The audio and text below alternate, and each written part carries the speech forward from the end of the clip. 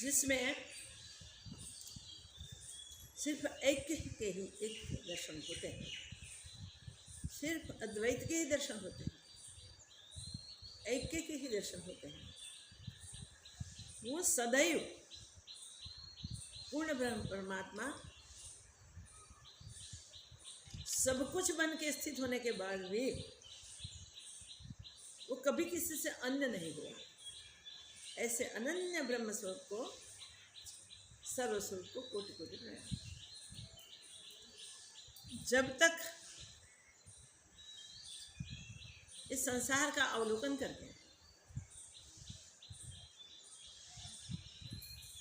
मत मतांतरों को देख के संप्रदायों का अवलोकन करके भिन्न भिन्न मान्यताओं को जानने के बाद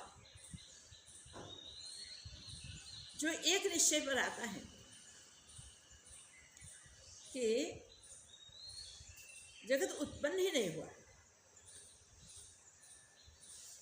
एक ब्रह्म ही अपने आप में स्थित, जहां द्वंद्व कोई है ही नहीं, निर्द्वंद स्वरूप, जिसमें विकार कोई नहीं, निर्विकार, जिसमें भेद कभी हुए ही नहीं, ऐसे अभेद स्वरूप, जिसमें अन्य जैसे शब्द का भी प्रयोग नहीं हो सकता। कहीं भी जाओ, दृष्टि मिल गई तो जो अद्वितीय ही है। जगत में जाएंगे तो हम अपनी दृष्टि के अनुसार देखेंगे, और जब तक ब्रह्म दृष्टि नहीं पाई तब भिन्ना भिन्नी के सिवा कुछ नहीं मिलेगा। अगर ये सब अवलोकन करने का मुनि ने इसलिए कहा है कि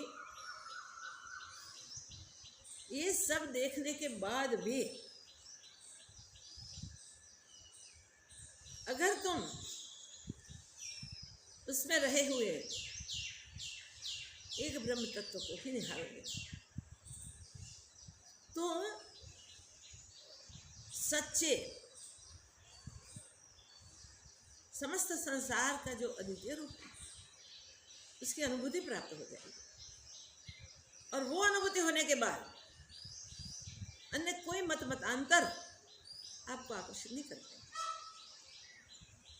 इसलिए आगे के 5 श्लोक में संसार का अवलोकन करने के लिए अष्टावक्र जी महाराज ने उपदेश दिया है। जितने भी संप्रदाय हैं, जितने भी भिन्ना भिन्नी हैं, एक परमात्मा की प्राप्ति के लिए, परमात्मा को जानने के लिए अनेक मत, फिर भी किसी का निश्चय एक नहीं। हमने देखा कि क्यों, ऐसा क्यों? प्राकृतिक जो भेद हैं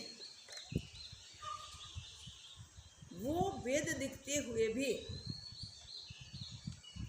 अभेद आत्मा का ये सारा स्वरूप है, ऐसी समझ जो विचारवान है, जो चिंतनशील है, जो सतत सत को प्राप्त करने के लिए उत्सुक है, जिसके पास अन्य अन्य भिन्न भिन्न के कोई भेद नहीं,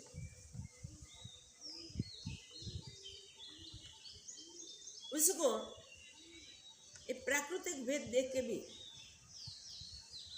प्रकृति में प्रकृति के सब साधनों में, सब पदार्थों में जिसको अभेद आत्मा देख रहा है, ऐसे अनुभवी पुरुष विरल होते हैं। और अन्य सब के कितने भी भेद होवे, कितने भी मत मतांतर होवे, मगर जिसने भी एक तत्व देखा, एक सत्य देखा, उस सबका मत एक ही होता है। वो चाहे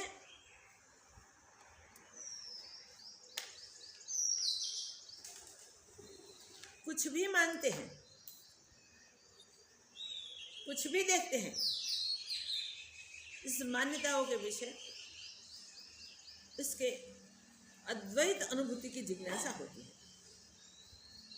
दृष्टि में जो आता है वो दृश्य है,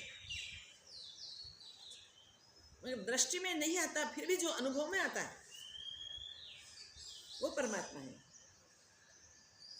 वो परमात्मा है। परमात्मा में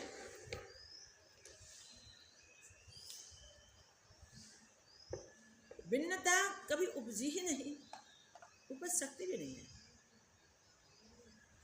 ये सत्य हम समझने की कोशिश कर रहे हैं, सत्य तत्व की प्राप्ति की कोशिश करते हैं। संत महापुरुष से सुनते हैं, शास्त्रों से पढ़ते हैं, फिर भी जो हमारी सोच में नहीं आता, जो हमारे अनुभव से दृढ़ता नहीं हो सकती, उसी के कारण ही हम दुविधा में रहते हैं और दुविधा से मुक्त नहीं होते। हर संप्रदाय को देखो, संप्रदाय के सिद्धांतों का अभ्यास करो, मगर जहाँ वितंडावाद है, जहाँ पक्षापक्षी है, जहाँ भिन्ना भिन्नी है, वहाँ तक तो अभी भी ठीक है कि मान्यता है, मगर जब वो उग्र स्वरूप धारण करता है तब इसमें अहंकार की पूर्ति हो जाती है। अहंकार उसमें छलक जाता है और मेरा संप्रदाय ही सच्चा है, दूसरे सबका झूठा, मेरी ही मान्यता सही और किसी की सुनने की तैयारी नहीं। जहाँ एकत्व सिद्धांत पे स्थित होना है, जहाँ से जन्मों की श्रृंखला को हम तोड़ सकते हैं, वहाँ जाके देखना कि वो अभ्यास नहीं करते, वही इस प्रकार धर्म धर्मांतर संप्रदाय मान्यताओं में फंसे रहते हैं, इस मनुष्य जन्म को निष्फल करते हैं। अपनी मान्यताओं को, अपने विचारों को, अपनी समझ को ही सही मानने वाले इस प्रकार गलती करके जो प्राप्त करने के लिए अवसर मिला है वो उनसे छूट जाता है, वो अवसर से वो चूक जाते हैं। और एक बार अवसर चूकने से क्या होता है? अवसर चूकने से दोबारा ऐसा अवसर मिलेगा या नहीं मिलेगा, उसे कोई गारंटी नहीं है भाई। मिले भी सही, न भी मिले, मिल भी जाए तो भी बीच में जन्म मरण की यात्रा आती, मृत्यु का असह्य दुख होवे तो भी जीवात्मा कह नहीं सकता। और जन्म के समय मूढ़ता के कारण भी, बोलने की ताकत नहीं होने के कारण भी वो नहीं कह सकता कि ऐसी यात्रा में नहीं जाना चाहिए। जन्म और मृत्यु के द्वंद्व में इस संसार से सबसे भारी दुख समाया हुआ होता है, तो भी हम चेत नहीं सकते। हम इस सत्य को इग्नोर करते हैं, इस समय की वेदनाओं को समझने की कोशिश नहीं करते हैं, और हम अपने मत पे अड़े रहते हैं, और फिर कहीं ना कहीं अधः और ऊर्ध्वगति को जाना पड़ता है। इसलिए अष्टावक्र जी महाराज कहते हैं कि आपको जो भी वर्ण जाति मिली है, जो भी आप आश्रम में हो, उस आश्रम के धर्म समझ के उसमें वर्तते हुए भी सत्य ब्रह्म की अनुभूति के लिए सावधान। स्पष्ट करके कहते हैं कि तू अपना ही गुरु है भाई, तू औरों का गुरु हो सकता है, तू खुद संसार से तर सकता है और औरों को तार भी सकता है। तेरे सामर्थ्य को पहचानो, अपने आप को जानो और अपने निर्लेप स्वरूप में स्थित होकर मुक्ति की मौज लो। जीवन मुक्ति की मौज लेने के लिए ही ये जीवन है। हो सके अंत समय पे चिंतन मनन करते करते हम सफल हो जाएं, अंत समय पे ब्रह्मानुभूति हो भी जाए। मगर ब्रह्मानुभूति की अनुभूति के लिए, इसकी मौज के लिए जो अवसर हमें मिला हुआ होता है, वो हमारे पुरुषार्थ से हम ब्रह्मचारी अवस्था में भी प्राप्त कर सकते हैं, गृहस्थाश्रम में भी प्राप्त कर सकते हैं। युवा अवस्था उसके लिए उत्तम अवस्था है। वानप्रस्थ अवस्था में भी अगर संसार से वैराग्य हो जाए तो मौज ले सकते हैं। हम आगे चले संन्यास आश्रम में पहुंच जाए। काल तो देख ही रहा है, जैसे मृत्यु को काल देख रहा है, वो हम जानते हैं, फिर भी हम काल को इग्नोर करते हैं, वय को भी इग्नोर करते हैं। बचपन से पुरुषार्थ अगर माता पिता करवा देते हैं, ये शुरुआत हो जाती है, तो वो युवावस्था में भी पुरुषार्थ कर लेता है, और आगे भी कैसे भी संकटों में, कैसे भी परिस्थिति में भी उसका पुरुषार्थ बंद नहीं होता।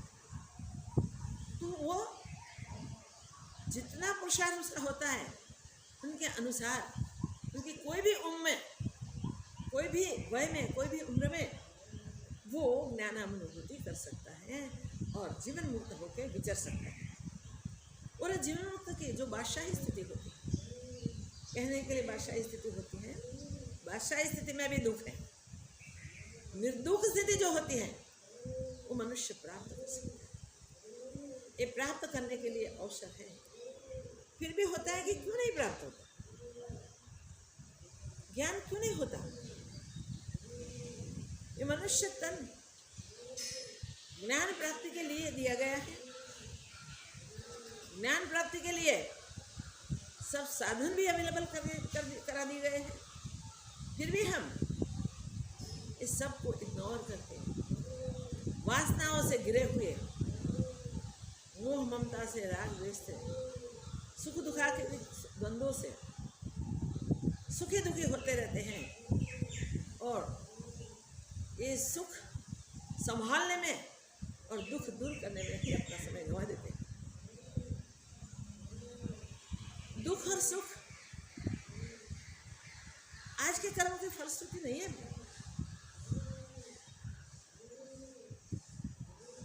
आगे के कर्मों की फलश्रुति होगी, ऐसे मानने का कोई कारण नहीं होता, क्योंकि ऐसे कर्म हम करेंगे इसके लिए हम निश्चित पथ पे नहीं होते।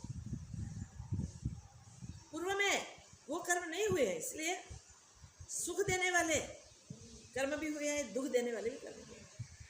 हमारे ही वो कर्म हमारे सामने पूरी आयु क्रमशः आते हैं, कभी सुख कभी दुख,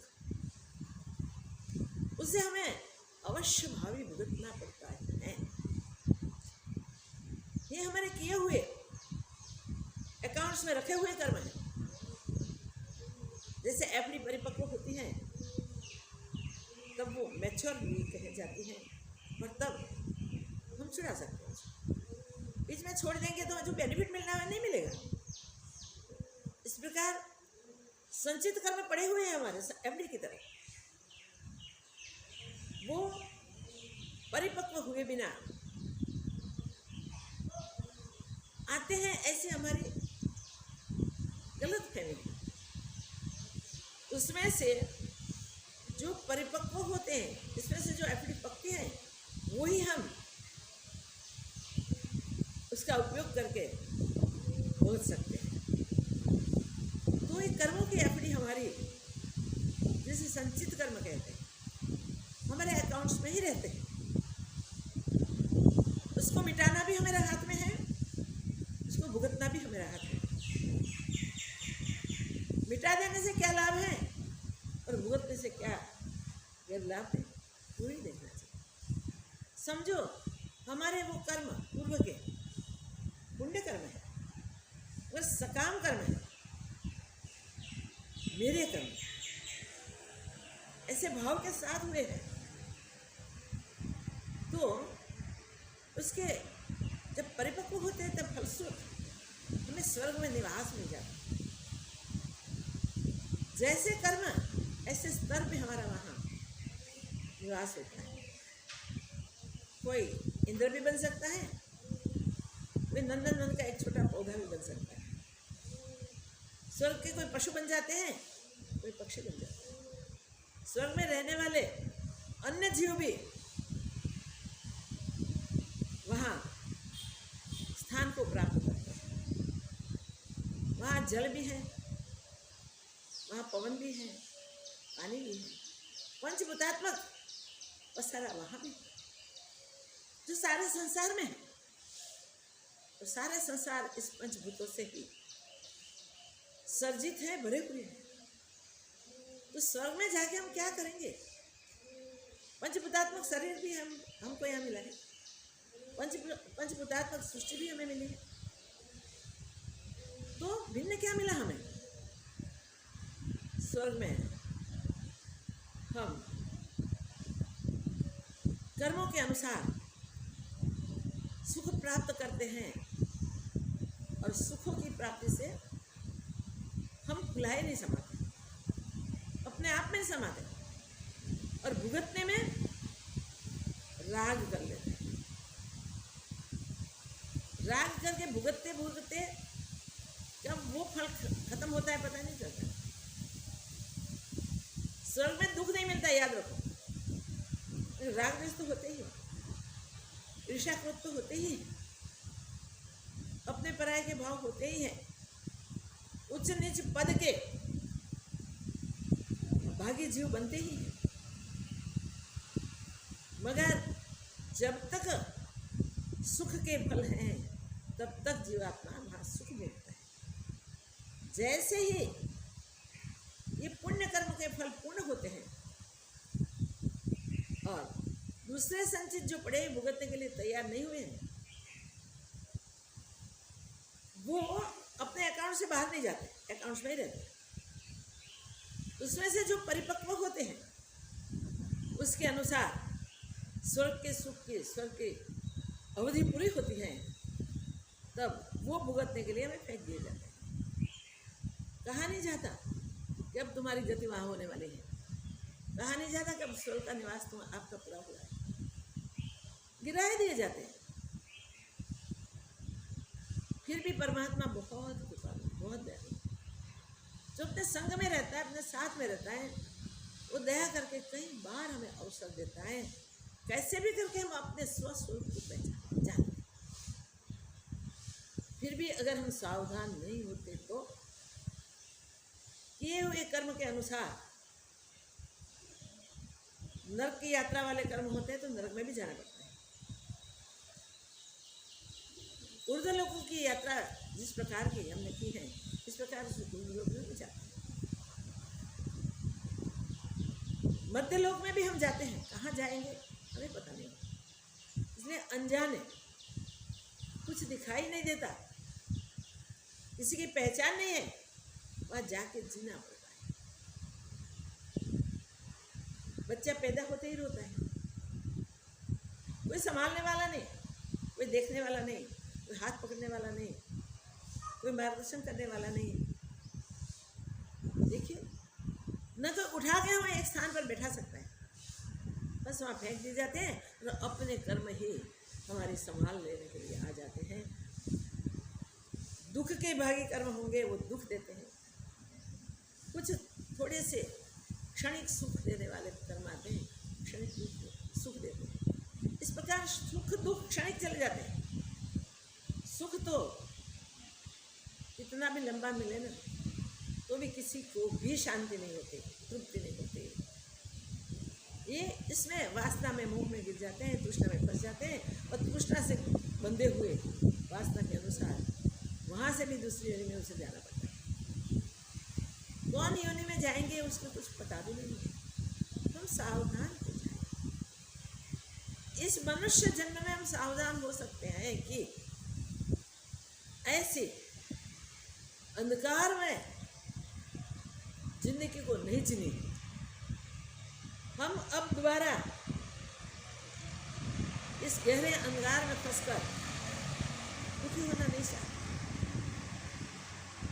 हम इसी अवसर पे अपने सुख स्वरूप, अपने चैतन्य स्वरूप को, अपने परम सुख को, परम स्वरूप को प्राप्त।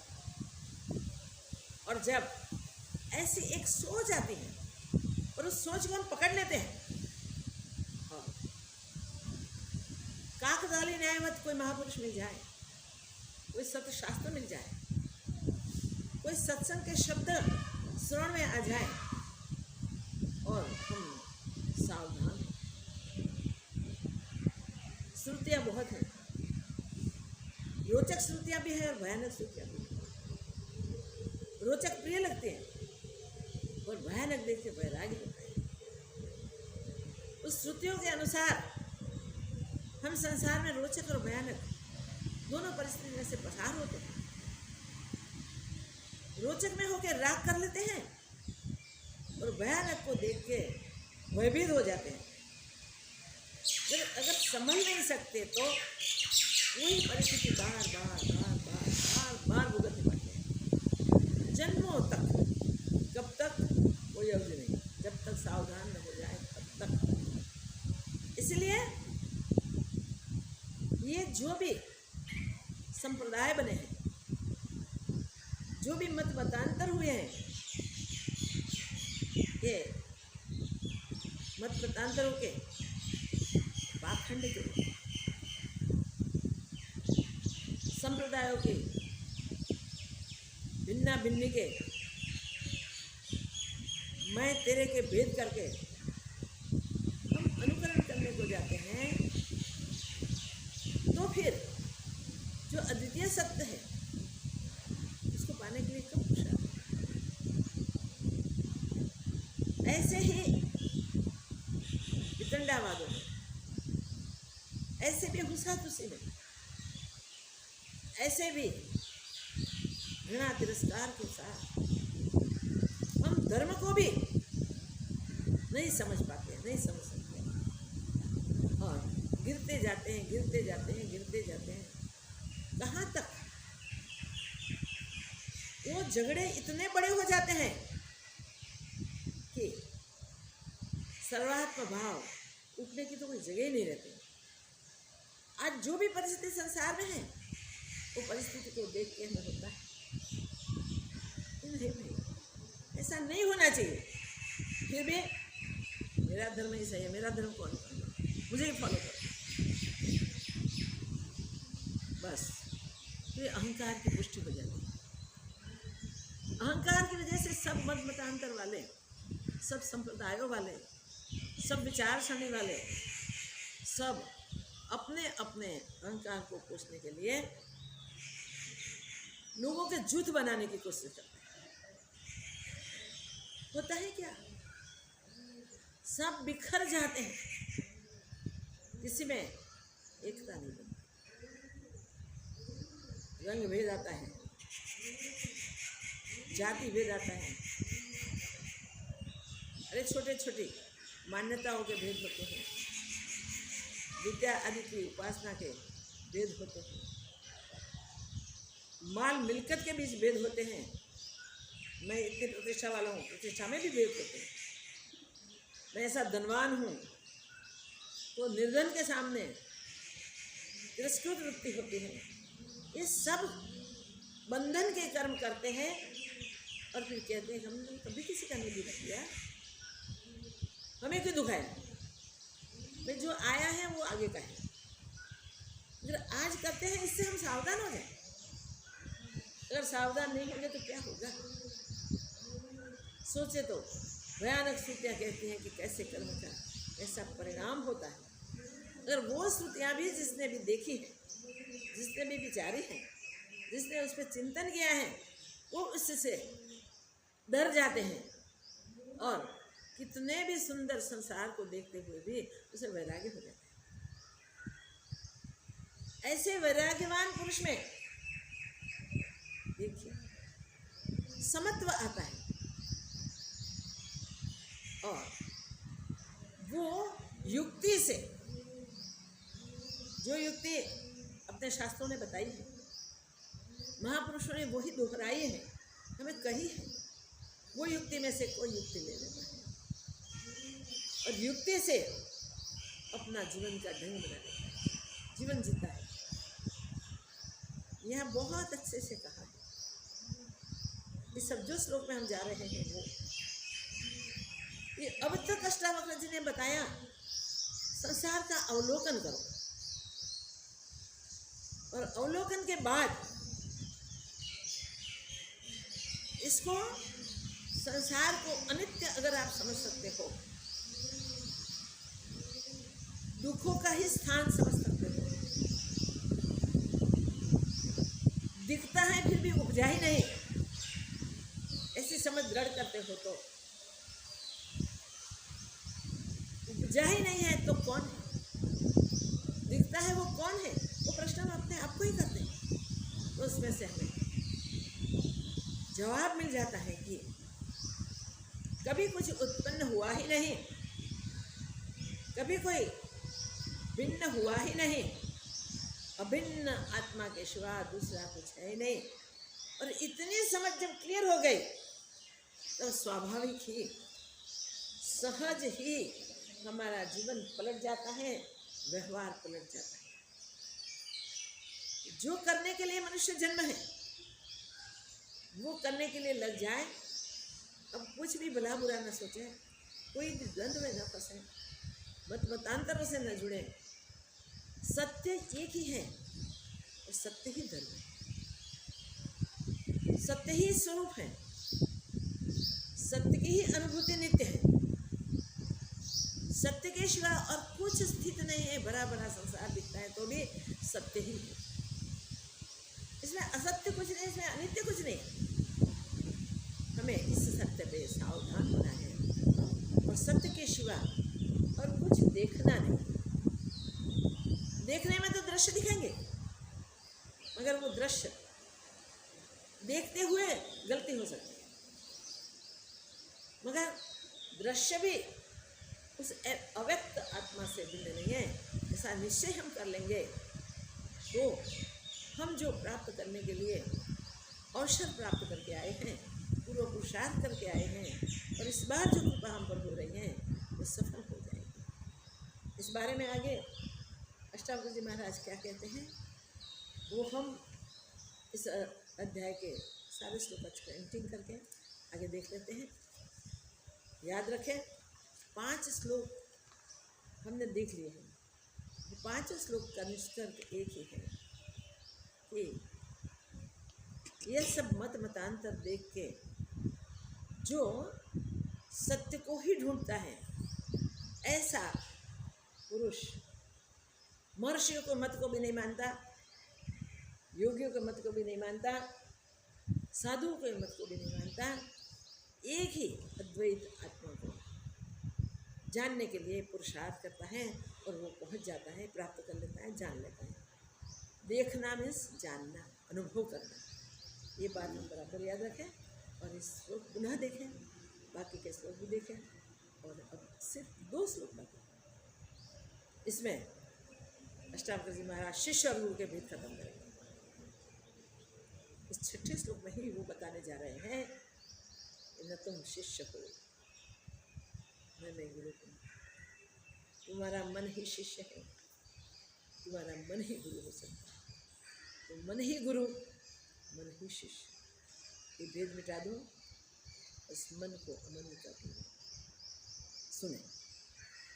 कृताकृते च द्वन्द्वानि कदा शान्तानि कस्य वा एवं ज्ञात्वेह निर्वेदात् भवत्याग परोऽव्रति कस्यापि तातधन्यस्य लोकचेष्टावलोकनात् जीवितेच्छा बुभुक्षा च बुभुत्सोपशमं गतः अनित्यं सर्वम् एवेदं तापत्रितयदूषितम् असारं निन्दितं हेयम् इति निश्चित्य शाम्यति क्वसो कालो वयः किं वा यत्र द्वन्द्वानि नो नृणाम् तान्युपेक्ष्य यथा प्राप्त वर्ति सिद्धिम् अवाप्नुयात् नानामतं महर्षीणां साधूनां योगिनां तथा दृष्ट्वा निर्वेदमापन्नः को न शाम्यति मानवः कृत्वा मूर्तिपरिज्ञानं चैतन्यस्य न किं गुरुः निर्वेदसमतायुक्त्या यस्सारयति संसुतेः पश्य भूतविकारांस्त्वं भूतमात्रान् यथार्थतः तत्क्षणात् बन्धनिर्मुक्तः स्वरूपस्थो भविष्यसि वासना एव संसार इति सर्वं विमुच्यतः तत्यागो वासनात्यागात् स्थितिरद्य यथा तथा स्थितिरद्य यथा तथा।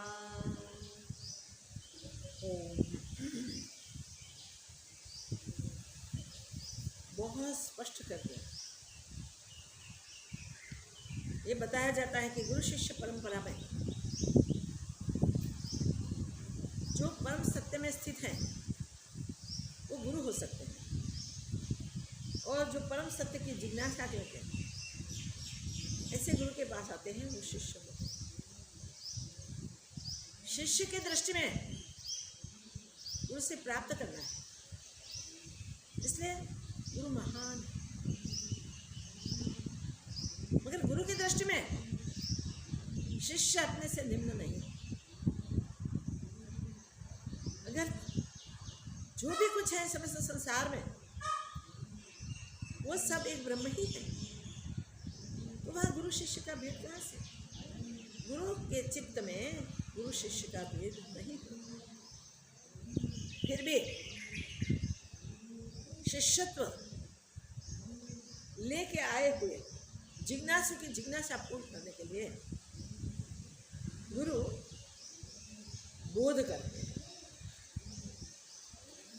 वो अभेद आत्मस्वरूप में स्थित है, इसलिए उनके व्यवहार में भेद नहीं रहेगा। शिष्य अगर गुरु के साथ ऐसा ही व्यवहार करे जो यथोचित शास्त्रों ने बताया, आत्मभाव से गुरु के साथ व्यवहार किया जाए, मगर उसमें वो निश्चय जरूर रहना चाहिए कि जब तक आत्मानुभूत नहीं है तब तक जीव भाव है। वो जीव भाव छोड़ने के लिए, परम सत्य को प्राप्त करने के लिए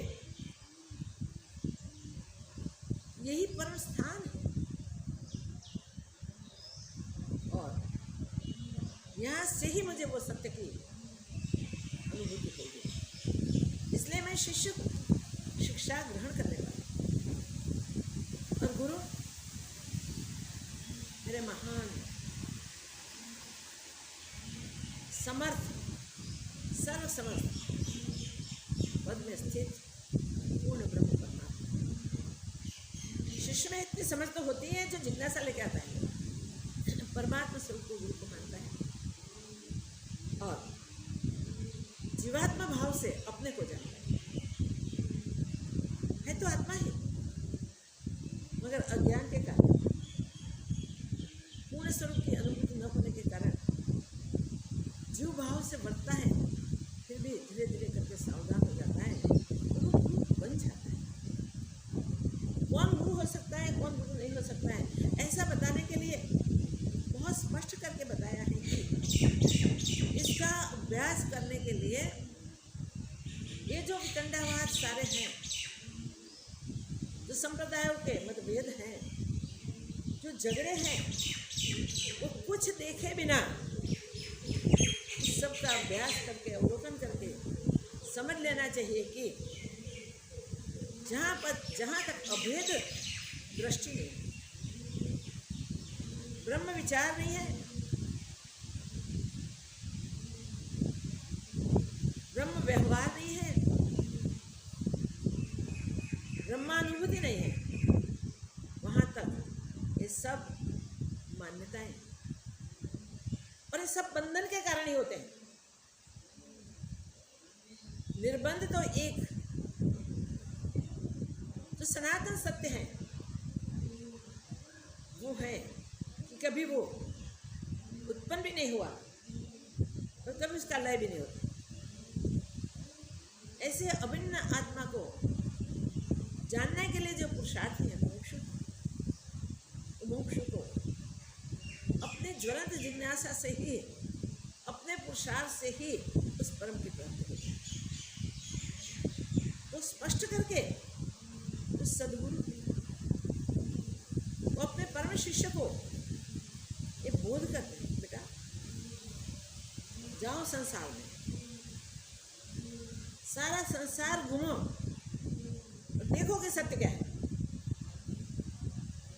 जब अद्वितीय सत्य की अनुभूति हो गई तब मेरे पास आ जाना वापस और भेज देते हैं अपने बाबा जी को। दादा गुरुदेव ने 22 साल तक उस गुफा में अपने पास रखने के बाद एक दिन बोल दिया, जाओ जगत में जाना है आपको। पूरे वर्णाश्रम धर्म समझने हैं, पूरे संप्रदायों का धर्मों का अभ्यास करना है, जो भी जानने योग्य है वो भिन्न भिन्न जगहों से जान लेना है और फिर देखो क्या सत्य है। सत्य की अनुभूति हो जाए, सत्य की प्राप्ति हो जाए तो वापस आ जाए। सारे संसार में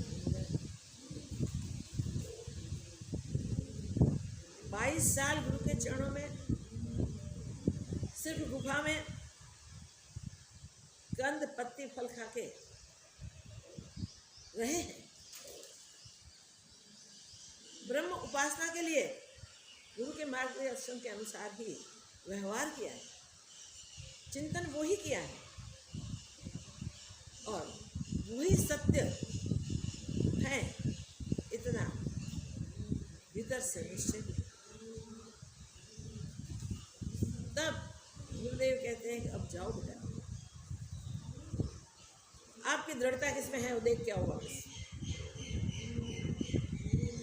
इतना सुंदर संसार मोहक लगता है, नहीं लगता? आकर्षित करता है, नहीं करता? इस संसार में सावधानी से घूमो और अवलोकन करो। और अब की स्थिति ऐसी है कि सब धर्म देखो, सब संप्रदाय देखो, उसमें जो सत्य है उसको देख के आओ। जो देखो उसमें सत्य एक ही मिले तो सत्य की प्राप्ति के लिए उसकी क्या पथ है वो समझ लो। सबके पथ भिन्न भिन्न हो सकते हैं, जैसे नदियां भिन्न भिन्न हो सकती हैं, तो सारी नदियों का जल समुद्र में जाता है। कई नदियां नाले ऐसे होते हैं कि बीच में ही खत्म हो जाते हैं। जो पूर्णता को प्राप्त नहीं हुए, ऐसे संप्रदाय, ऐसे धर्म, ऐसी मान्यताएं, उसमें फंसना नहीं है। जिससे पूर्णता की अनुभूति हो गया वही सत्य है। इस सिद्धांत को लेके जाओ, वही नित्य। नित्य सत्य को देखते देखते संसार का अवलोकन करना, जहाँ मिले वहाँ टिक जाना, और नहीं मिले तो सब अपना अनुभव लेके वापिस आना। मीन्स सदगुरु सत्य शिष्य को अवश्य वो कहते हैं कि कहीं भी जाओ कोई बात नहीं, कहीं भी जाओ कोई बात नहीं, क्योंकि सत्य के सिवा और देखना नहीं, सत्य के सिवा और कुछ करना नहीं है, और सत्य के सिवा और कुछ सोचना भी नहीं। तो सत्य तो एक ब्रह्म सत्य है, बाकी तो संसार मिथ्या है। ब्रह्म सत्य, जगत मिथ्या। तो अवलोकन करने के लिए हम निकले तो भी हम मिथ्या ही देखेंगे। बाहर तो चर्म चक्षु से देखा जाता है, वो सत्य नहीं हो सकता। विचार दृष्टि से हम देखते हैं, वो भी हमारी पूर्व मान्यता को अनुसार देखते हैं, इसलिए सत्य न भी होगा। सिर्फ गुरु के उपदेश से नित्यानित्य का विवेक हो जाए तो हमें उसकी प्राप्ति होती है। बाबा जी पूरे भारतवर्ष में घूमे, सब जितने हो सके इतने सारे, जितने देखे गए इतने सारे धर्म संप्रदायों में दीक्षा ले लेकर अभ्यास किया है। कहीं से भी दृढ़ सत्य की अनुभूति नहीं हुई। वापिस गुरु के पास, वहां फिर सत्य की प्राप्ति के लिए देर नहीं करती। जो सत्य की प्राप्ति के लिए आप निकले हो, उस सत्य को प्राप्त करने के लिए जहां भी जाते हो वहां सत्य असत्य का विवेक करो। नित्यानित्य का विवेक करके आत्मा अनात्मा का भेद समझ के आप जहां भी दृढ़ अनुभूति हो सकती है सत्य की, वहां रुको। नहीं हुई है तो आगे चलने की जरूरत है, परम पुरुषार्थ की आवश्यकता है। फिर वहां बैठ मत जाओ, चलो चलो चलो, चलते रहो, गुरु के दिए हुए मार्गदर्शन के अनुसार करते रहो और अपने अहंकार छोड़ दो। जब तक वो अहंकार की निवृत्ति नहीं होगी तब तक वो सत्य प्राप्त नहीं होगा। इसलिए यहाँ बताएं कि महर्षियों के मत को देखो, साधुओं के मत को देखो, योगियों के मतों को देखो, सब अवलोकन करो। और ये अवलोकन करते करते अगर दृष्टा निर्वेदम आपन्न, तुम्हें वैराग्य प्राप्त हो जाए, इस सब से सारे संसार में जो लिखा है इससे वैराग्य प्राप्त हो जाए तो तुम्हें शांति क्यों ना मिले? को न शाम्यति मानव, ऐसा मानव क्यों शांति प्राप्त नहीं करता? प्राकृतिक भेद तो सर्वत्र है। देखिए अभेद कुछ नहीं है। एक गुलाब के पौधे के रूप, इसमें भी आपको भिन्न भिन्न देखने को मिलेगी। उसकी पत्तियां भी छोटी बड़ी, थोड़ी थोड़ी भिन्न भिन्न, कलर भी अलग अलग, उसमें आए हुए फ्लावर्स कोई बड़े कोई छोटे, कोई लाइट कोई डार्क कलर के, ऐसे सब सब सब वनस्पति यानी पूरे निहाल को देख लें, सब में भेद। हम ग्रीनरी देखते हैं, कई ग्रीनरी, कितनी ग्रीनरी, हजारों वृक्ष देखो, कोई भी वृक्ष के पत्ते के कलर एक नहीं मिलेंगे, आप पहचाने जाते हैं। इसलिए जीव जंतु के भी शरीर के रूप आकार थोड़े थोड़े बदलते हैं।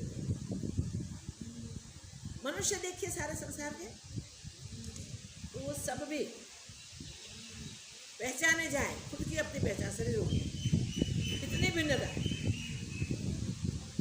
कोई भी पदार्थ जो प्राकृतिक उपजा हुआ है वो एक जात का, एक दिखाव का नहीं, सब भिन्ना भिन्न देखते भी वो प्राकृतिक भेद है, वो हम समझ लें। संसार में जितने भी योनियों के जीव हैं, इस तमाम योनियों में प्राकृतिक भेद है। अगर पारमार्थिक दृष्टि देख लो तो वो आत्मदृष्टि होगी, इसमें कोई भेद नहीं। वस्त्र हम सब पहनते हैं, सबके भिन्न भिन्न, आकार भी भिन्न, कलर भी भिन्न, देखिए जो भी है वो भिन्न भिन्न, मगर वस्त्र एक। इस प्रकार गांठ बहुत अलंकारों है, सुवर्ण एक, छोटी बड़ी अग्नि होती है, वो अग्नि है ऐसा हम समझते हैं। अग्नि के कहीं रूप भिन्न भिन्न दिखाई देते हैं, मगर प्रचंड अग्नि देख के हम भागते हैं। चिंगारी में अग्नि देखते हैं, समझते बुझ जाएगी, थोड़ा पाँव डालो खत्म हो गया। देखिए भिन्न भिन्न सर्वत्र देखने को मिलेगी, पशु पक्षी जो भी है, जितनी भी जीव योनि है उस सब में देखो भिन्न भिन्न। ये प्राकृतिक भिन्नता है। देखिए वास्तविक भिन्नता नहीं है। वास्तविक तो एक अभिन्न आत्मा के ही ये सब वस्त्र है, और ये वस्त्र जीर्ण होते ही छूट जाते। नए वस्त्र अपने नई सोच, नए कर्म, नए परिणाम के अनुसार प्राप्त होते हैं। हम अभेद आत्मा को प्राप्त करने के लिए हैं, मोक्षत्व लेके आए हैं। हमें इस जन्म के बाद और शरीर में जाना नहीं है, तो हमें भिन्न भिन्न में भी अभेद आत्मा को मिले। सर्वत्र सर्व में सदाकाल, सर्व रूपे से जो चीज है, सबसे जो अनन्य है, ऐसे निर्द्वंद स्वरूप को जानना है, पहचानना है। हमारी दृष्टि एक ही रहनी चाहिए, संसार में कहीं भी जाए, कहीं भी निकले, मगर प्राकृतिक दृष्टि, प्राकृतिक भेदभाव कुछ न देखना है। अभेद आत्मा को ही सब देखना, सब में एक अभेद आत्मा। उस अभेद आत्मा को देखने के लिए यह सावधानी रखी। जो मनुष्य के पास वैराग्य है, इस देखते देखते निर्वेद हो गए हैं, जो वो निर्वेदम वैरागी पुरुष सर्वत्र घूमते हुए भी, सब कुछ देखते हुए भी, सबके प्रलोभन मिलने के बाद भी प्राप्त करना चाहे तो सारा संसार का अधिपति भी बन जाए, ऐसी परिस्थिति भी सामने मिल जाए तो भी वो कभी भी इससे से आकर्षित नहीं होगा। ऐसा नित्य पद में स्थित मानव क्यों शांति को प्राप्त न हो गए? क्वेश्चन किया गया है, क्यों ना शांति, क्यों शांति को प्राप्त न हो? जो गुरु पद में, जो श्रेष्ठ पद में, जो उत्तम पद में स्थित हो गया, तो लघु कैसे हो सके? वो लघु हो ही नहीं सकता। और इसलिए कहते हैं कि ये गुरु पद को प्राप्त करने के लिए क्या किया जाता है? तो कृत्वा मूर्ति परिज्ञानम, जो परिज्ञान है पुरुषार्थ करके जो उसे जान लेता है, कृत्वा मूर्ति परिज्ञानम चैतन्य स न किम गुरु, वो चैतन्य को जिसने जान लिया वो क्यों गुरु नहीं है अपना खुद का? क्यों और को तारने के लिए समर्थवान नहीं है? समर्थवान ही है। उसके लिए तीन बात बताई, तीन प्रकार से हमें अभ्यास करना है। तो निर्वेदम समता युक्ता, सबसे पहले वैराग्य।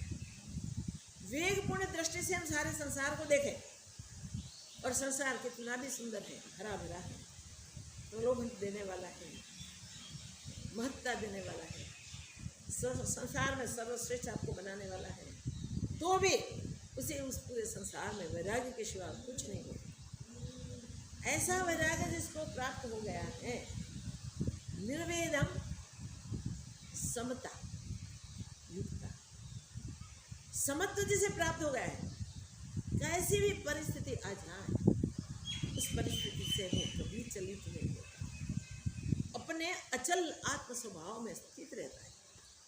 परिस्थिति तो बदलती जाती है और परिस्थिति पूरे प्रारब्ध के अनुसार आने वाली है, और हम मानते हैं हमने तो सोचा ही नहीं था, फिर भी ऐसा क्यों आ गया? सोचने की जरूरत नहीं है, करके रखा है, पूर्व कर्म का परिणाम है, और उसके बारे में फिर पीछे हटके देखा ही नहीं और उसको सुधारा ही नहीं है, तो वो भुगतने के लिए अवश्य भावी हो जाते हैं। ऐसे अवश्य भावी आपके सामने आए हैं, तब ये सब देख के हम अपना समत्व बनाए रखें। प्राण जाने की भी परिस्थिति आ जाए तो भी समत्व न गवाए, कैसे भी संकट में डिगे नहीं। जो भी उस परम तत्व को प्राप्त करके स्थित हैं, कभी प्राण कष्ट आ जाए तो भी डिगे नहीं, और निर्भय आत्मपद में अपने आप में ही स्थित रहे। कई दृष्टांत हैं, तो सारे दृष्टांत देखने को जाएंगे तो एक सोच से आगे हम लोग बढ़ ही नहीं सकते। इसलिए हम सोच लें कैसी भी परिस्थिति में वो निर्भय रहे। जैसे महावीर स्वामी को वो काटने के लिए सर्प आ गया, जिसका जहर किसी को भी छोड़ता नहीं था, फुटकार करके आकाश से उड़ते हुए पक्षी को भी काट देता है, मार देता है, गिरा देता है। वहाँ से निकले हुए पशु पक्षी सबको वो काट देता था, मार देता था। महावीर साहब के हृदय में दया होनी चाहिए, करुणा कैसी होनी चाहिए, भाव कैसा होना चाहिए। कष्ट कितना भी आ जाए तो भी औरों को सुख देना चाहिए। वो काटने के लिए आया और पैर पे काट भी दिया, दंश भी दे दिया। वहां क्या निकले? खून निकले। जिस मार्ग से वो जहर शरीर के भीतर चला जाए और काटे हुए पुरुष को मार, फिर भी उस दंश में से, उनके पैर में से दूध की धारा आई। जो दूध की धारा में जो करुणा थी, जो वात्सल्य था, इससे वो जहर भी निकल गया बाहर और सब निकल गया।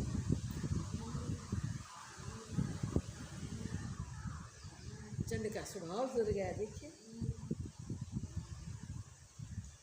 तो हमारा जगत का अवलोकन कैसा होना चाहिए? जगत में कुछ भी हमें मिले, चाहे प्राण कष्ट आ जाए, ऐसी परिस्थिति मिल जाए, तब भी हम प्रेम के सिवा और कुछ नहीं व्यक्त करें। हमें एक अद्वितीय आत्मा में घृणा, तिरस्कार, नफरत कैसे होवे? हाँ, तो प्रेम ही प्रेम। ये हमें बराबर समझना है। कई संतों के जीवन में दृष्टांत है कि प्राण के संकट में भी वो डिगे नहीं है। फिर तो प्रकृति भी सह नहीं सकती। जो प्रकृति में मारक तत्व काम करते हैं मारने के, वो प्रकृति से रोक देती है, उससे ऐसा व्यवहार नहीं करने देती। जहाँ प्रकृति अपना स्वभाव छोड़ देती है, वैसा निर्द्वंद स्वभाव जिसका हो जाता है, वो ज्ञानी पुरुष, उसको विश्रांति क्यों ना हो? मगर वो युक्ति से मिलती है, याद रखिए, युक्ति से मिलती है। युक्ति तो बहुत बताई है इसमें शास्त्रों में। तो कौन सी युक्ति हमें अमल में लानी चाहिए? तो ज्ञान प्राप्ति के लिए 4 साधन बताए हैं: विवेक, वैराग्य, सच संपत्ति और मोक्ष। ये चारों लेके हम निकले अभ्यास के लिए, पुरुषार्थ के लिए। विवेक में सत्य असत्य के बीच विवेक, नित्य अनित्य के बीच विवेक, नित्य का स्वीकार, अनित्य में भी नित्य देखने का अभ्यास, क्योंकि नित्य के सिवा तो कुछ है। हमको जो अनित्य दिखता है वो बाह्य दर्शन, वास्तविक दर्शन में जो असत्य लगता है वो तत्व से तो सत्य है। द्वंद्व सारे मिट जाते हैं वहाँ अभ्यास करते करते, और वैराग्य दृढ़ हो जाता है। जो दिख रहा है वो सत्य नहीं है, वो रहने वाला नहीं है, वो संभालने जैसा नहीं है। दिख रहा है इसमें भी, जो नहीं दिखता वो सत्य है, और सत्य के आधार से ही ये सब इतने सुंदर दिखते हैं। जैसे वृक्ष इतना सुंदर लगता है, जड़ से लेके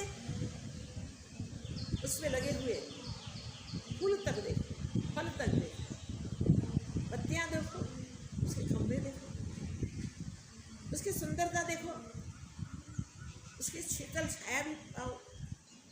ये सब देखते देखते भी विचार करो कि क्या ये पेड़ नित्य है? तुरंत सोच आएगी कि नहीं, उसके जितने आयुष्य है इस योनि में, वहाँ तक वो रहेगा, फिर तो रहने वाला नहीं। अच्छा, इसकी सुंदरता दिख रही है, उस सुंदरता में जो पुष्पों का, जो पत्तियों का, जो फलों का, सबका अपना अपना हिस्सा है। वो एक एक चला जाए तो कहाँ से सुंदरता रहेगी? रस मधुर फल देख के हम लालायित हो जाएं, तो फल क्या हमेशा ऐसे मधुर रहेंगे? नहीं, वो अनित्य चीजें हैं सारी। ऐसी सब चीजों को हम देखते जाए, एक एक चीज का, सारे संसार का अवलोकन नित्यानित्य विवेक से करें। और जो मोक्ष है उसमें ये विवेक जगता है कि नित्य को ग्रहण करना है, अनित्य को और देखना। नित्य ग्रहण करते करते करते सारे संसार का अवलोकन करके फिर जब उससे हृदय में पूर्ण वैराग्य प्राप्त हो जाता है। वैराग्य एक बार है, वैराग्य युक्ति है। वैराग्य तो सार से प्राप्त होता है। वैराग्य करके, वैराग्य के बाद परिस्थिति में समत्व, जीवन में आने वाली तमाम परिस्थिति प्राकृतिक परिस्थिति है, और अपने किए हुए कर्मों के फल रूप तैयार जो हुए हैं वो कर्म फल देने के लिए अपने को प्राप्त हुए अपने सामने, वहाँ समत्व कर ले। जो भी दुख से है, सुख है, वो अनित्य है, रहने वाले नहीं है। ये शरीर भी रहने वाला नहीं है। अगर मैं तो नित्य, सत्य, मुक्त, निर्बंध, निर्द्वंद आत्मा, ऐसा विवेक उसके साथ अवलोकन के साथ करते जाए, तो फिर प्राकृतिक दृश्यों को निहारते हुए ही परम को देखेंगे। इस परम तत्व को प्राप्त करने के लिए युक्ति, ये युक्ति को दृढ़ अनुभव में लाने के लिए ये सारी युक्तियां हैं। विवेक जगाओ, विवेक से वैराग्य करो, वैराग्य की दृढ़ता करो, और सत संपत्ति, शम, दम, तितिक्षा, प्रति, श्रद्धा और समाधान, इस षट संपत्ति अवलोकन करते करते अपने पास इकट्ठी करो। इसका वर्णन करने के लिए अभी टाइम नहीं है, नेक्स्ट करेंगे। फिर भी इस श्लोक के लिए और कुछ देखें। तो षट संपत्ति प्राप्त करनी ये भी युक्ति है। विवेक वैराग्य जगाने के बाद भी ये सारे गुण में प्राप्त करना है। दैवी गुण जितने हैं इतने अपने अंतर में स्थित करने हैं, और हमारे भीतर जो आसुरी गुण हैं उसको हमें ये अवलोकन के समय छोड़ के जाना है। एक भी आसुरी तत्व हमारे भीतर रहे नहीं, ठहरे नहीं, उसकी सावधानी रखनी है। तो उसको छोड़ने के लिए दैवी संपत्ति प्राप्त करनी होगी, दैवी गुण प्राप्त करनी। दैवी गुण जैसे जैसे आते हैं वैसे आसुरी गुण निवृत्त हो जाते हैं। तो षट संपत्ति, शम, धन का सम, समत्व, हर परिस्थिति में समत्व, मन का समत्व। मन अगर समत्व में रहेगा तो अन्न दिखेगा ही। समतत्व, समत्व, समतत्व जो समान रूप से सब में स्थित है उसे ही देखना, उसका ही अनुभव करना, उसकी ही दृढ़ता करना। मन विचलित न हो, संकल्प विकल्प न करे, चित्त की वृत्तियां संसार में भ्रमित न हो गई, उसकी सावधानी। दम में इंद्रियों का दमन। मन जब जाता है तब इंद्रियां पीछे पीछे जाती है। नहीं तो इंद्रियों के पास कोई सामर्थ्य है तो जड़ है ऐसा। जड़ लकड़ी को जला दो तो बोलेगा मुझे दर्द होता है, मुझे जलन होती है। नहीं, ऐसे ये शरीर प्राण जले जाते हैं तब जलाया जाता है, दफनाया जाता है। तो वो नहीं कहता मुझे मत जलाओ, मैं जलता हूँ, मैं दुखी होता हूँ, मुझे मत दफनाओ, मुझे कष्ट हो रहा है, नहीं कहेगा। ये जड़ है। जड़ को जड़ समझ लें, और जिसके कारण वो चैतन्य दिखता है, उत्तम दिखता है, आकर्षित होता है, आकर्षित करता है, वो जो हो रहा है वो उसमें बसे हुए चैतन्य आत्मा के कारण है। जैसे वृक्ष में जो सुंदरता है वो उसके रस की है। जो रस सर्वव्याप्त है, सर्व तत्वों में है, वो वृक्ष उसके जो जड़ है वो जड़ें भूमि से उठाते, पत्तियां हवा से ग्रहण करती हैं। प्रकृति में जो जल तत्व है उससे जल ग्रहण करते हैं। उसको स्थित रहने के लिए पंचोभूत कार्य करते हैं। फिर भी वो पंचोभूते से खड़ा हुआ वो पेड़ अपने को पेड़ ही समझे तो पेड़ ही नहीं सके सके, मगर वो समझे पेड़ के बीच बहता हुआ है, सब जगह से इकट्ठा हुआ रस, जड़ से लेके ऊपर उसकी छोटी छोटी कुंपलें तक बहता है, सबको सुंदर बना देता है। वो कहीं दिखता है? फल में मधुर होके दिखता है, मगर वो जड़ का रस ऐसा मधुर दिखेगा? पत्तियाँ से निकालो, फूलों से निकालो, इसके डालियाँ से निकालो, उसके खंभे से निकालो, मगर वो मधुर फल जैसा नहीं होगा। तो भी वो रस ही वो मधुरता को प्राप्त करेगा। कटु वृक्ष में कटुता को उसके फल में वो रस ही प्राप्त करता है।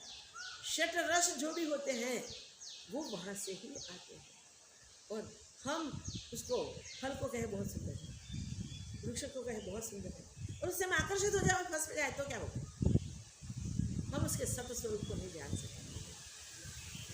मगर इस रस तत्व को जिसने जान लिया तो सब में उसी रस को ही देखता है, उसी को ही समझता है, और उसी को समझ के एकत्व कर लेता है। तो षट संपत्ति सारे श्रम दम समत्व आते ही आनी शुरू हो जाती है। तो षट संपत्ति आ जाती है तब फिर स्वाभाविक मुमुक्षुत्व आता है। देखिए षट संपत्ति में जिसने भी यात्रा करके उसे जान लिए से प्राप्त कर ली, उसने समझो मोक्ष की इच्छा को प्रबल कर ली और फिर मोक्ष इच्छा से गुरु को ढूंढ के गुरु के पास पहुंच जाता है और अंतिम यात्रा के लिए गुरु के चरण में समर्पित हो जाता है।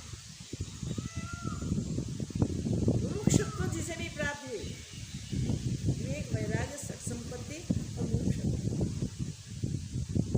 वो ज्ञान के साधन जिसने प्राप्त कर ली वो अवश्य ज्ञान प्राप्त करता है। इसलिए आज कहते हैं कि वो यह तारयति संस्कृते, अपने आप को संसार से तार लेता है और औरों के लिए भी तरापा बन जाता है, औरों को भी तार लेता है। ये सामर्थ्य प्राप्त होता है। तो छठे श्लोक ज्ञान प्राप्ति का सामर्थ्य क्या है और उसका परिणाम क्या है वो कहने की शुरुआत की है। 2 श्लोक बाकी हैं, उसका वर्णन आगे करेंगे। पहले छठा प्रकरण जो कुछ बाकी रहा है उससे क्लियर करने के लिए, बाकी तो वही आ गया, वो क्लियर करके फिर हम 7वें श्लोक में जाएंगे। 7 और 8 2 श्लोक में 8 प्रकरण पूर्ण होंगे और इसके बाद कुछ विराम होगा। कुछ समय के बाद फिर से सत्संग शुरू होगा।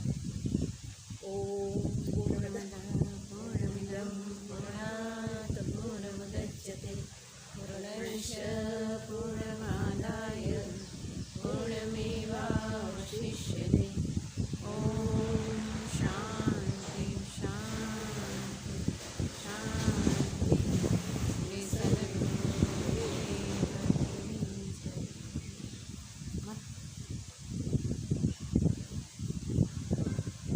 एक बात कहने की है, अपने ट्रस्टी